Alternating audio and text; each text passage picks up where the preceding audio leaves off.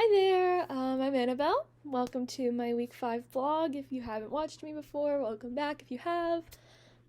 This week, I thought that politics was really interesting, and as a huge Hamilton fan, it definitely made my workload a little easier this week, because obviously I've already seen the movie or musical, but I watched the movie version, um, and I'm like a big Hamilton fan, so I've seen all of the backgrounds, I've seen all of I know all the ins and outs. So I thought this week was interesting because um, the lecture question was to talk about politics in theater and if we thought that it was always ingrained into theater. And I do think that it is, but I think, obviously it can change over time.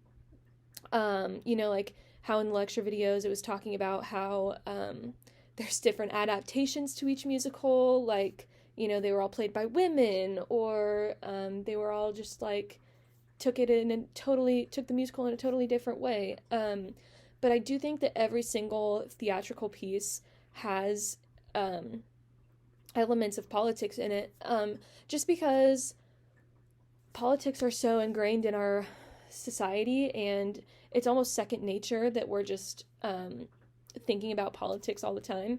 So a great example, or I guess like one of my examples, is just in Hamilton. They used people of color as the actors, and hired them, obviously because of their talents, but also because it sends a message that,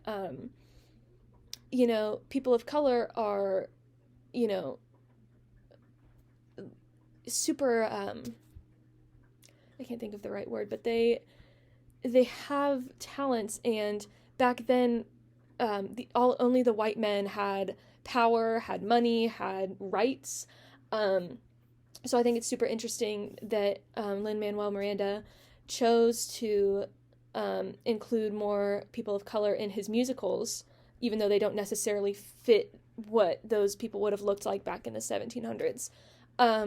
I also think that it's super, like in the article, they go all the way back in tons, like different decades, and talked about many different plays that had political backgrounds to it. And so I thought that that was interesting because, it kind of backs up the argument of look at all of these examples about how politics are brought up.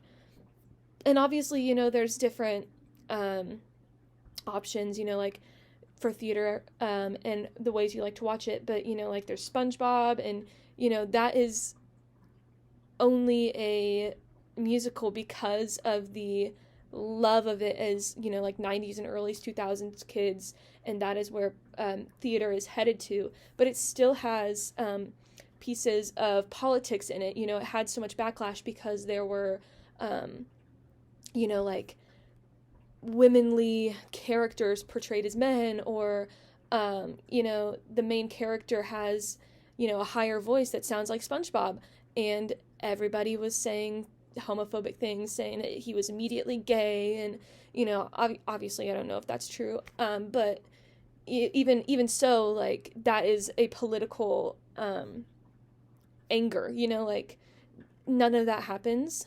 This video is really long. I'm sorry. I just really had strong feelings about this. So, thanks for watching, guys. I'm gonna cut it off here.